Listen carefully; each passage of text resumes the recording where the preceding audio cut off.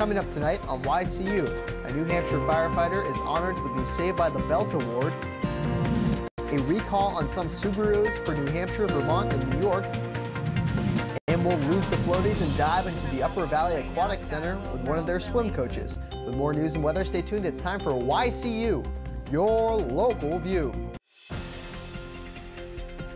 Now, your daily digest of the Dartmouth Lake Sunapee region and central Vermont.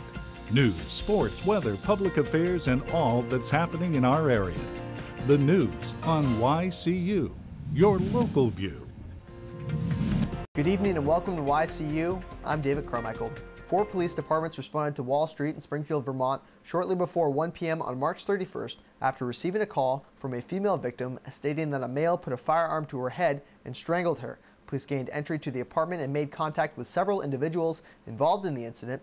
Among those interviewed were 18-year-old Raphael Jaquiz of North Bergen, New Jersey, and 17-year-old Daniel Morris of Jersey City, New Jersey, who did not cooperate with police and refused to give their true identification after officers found a bag of ammunition next to them. Morales and Jaquiz were detained and transported to the Springfield Police Department, where they were fingerprinted. Those fingerprints were run through the FBI Special Processing Department and returned with their true identities. Both were cited for providing false information to law enforcement. A New Hampshire firefighter is being recognized by the Vermont State Police with its Saved by the Belt Award after he survived a head-on crash on Interstate 89 that killed 3 people in another vehicle. The award was presented on Monday in Hartford to John Hill of the Hooksett, New Hampshire Fire Department. By properly wearing his seatbelt, Hill avoided serious injury or death. Hill was off duty during the May 7, 2012 crash. He was headed south when a northbound vehicle crossed the median and hit him. Hill suffered a broken arm, chest, and leg injuries, but he returned to full duty at the fire department within 6 months of the crash. An alert to Subaru drivers. The company is recalling about 200,000 cars. The recall covers Legacies and Outbacks from the model years 2005 through 2009. Subaru says that road salt can corrode the brake lines that can lead to longer stopping distances and potentially crashes. It's not clear if there have been actually any crashes yet. This is a regional recall in the northern states, including Vermont, New Hampshire, and New York. New Hampshire's House is voting on proposed changes to Governor Maggie Hassan's recommended 2-year, $11 billion spending plan. The House votes today on the budget and a proposed $227 million capital budget. The largest project in the capital budget is the $38 million women's prison. Unlike Hassan's, the House proposal does not count on $80 million in fees from licensing a new casino. Without the revenues, budget writers propose scaling back education aid, such as giving a smaller increase to the state's university system and putting off the implementation of a new school construction program. The proposal also would place a moratorium on new charter schools. The House proposal spends about $52 million less than Hassan's from the state tax sources. Lawmakers in Concord are considering selling the naming rights of the state's highway rest areas as a way to bring in more revenue. A bill has already passed the House that would allow for sponsorship of the state's welcome centers. The money would be used to fund the operation of the facilities. Supporters say they don't know how much money would be raised, but the idea deserves some attention.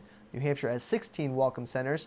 3 of these seasonal rest areas have been closed for years, and transportation officials said that others are struggling. The Vermont Senate is delaying action until next week on a bill that would allow immigrant farm workers to become Vermont drivers. The Senate had been expected to debate the measure this week. It was approved last week by the Vermont Transportation Committee by a vote 4-1, but it's now being sent to the Finance Committee for review because it contains a fee which an immigrant would pay to get a special driving privilege card. Vermont dairy farms employ an estimated 1,500 Mexican farm workers, many of whom are in the country illegally. The bill would allow them to drive provided that they pass the usual learner's permit and driving test. April is STD Awareness Month, and the New Hampshire Department of Health and Human Services is raising awareness about the sexually transmitted disease prevalence in April, especially among young people. According to the Center for Disease Control and Prevention, as many as 1 in 2 sexually active young people will contract an STD by the age of 25, and most won't know it. The New Hampshire Director of Public Health said that there is a stigma attached to the health topic as well as lack of information and misinformation. This leads to people not being tested and not knowing the risk. Since many STDs have no symptoms, most of those whom are infected don't know it. The only way to know for sure is to be tested. Don't miss the Monadnock International Film Festival in Keene, New Hampshire on April 4th, 5th, and 6th. bringing you Academy Award-winning documentation of Victoria Mudd, Oscar-nominated film War Witch, Ken Burns, and his latest film, The Central Park Five, featuring 2 members of the Five with their families in attendance. TV stars Jessalyn Gilson of Nip Tuck and Glee, Criminal Minds Matthew Gray Gubler and Sam Huntington from Being Human, and William Sanderson from the hit show True Blood. All this and much more at the Colonial Theater, the Putnam Theater, and the Redfern Art Center. Get a VIP pass so you can mix and mingle with these special guests at the after parties. Tickets are on sale now. After the break, we'll lose our floaties and dive into the Upper Valley Aquatic Center with one of their swim coaches. So if you want to stay afloat, stay tuned.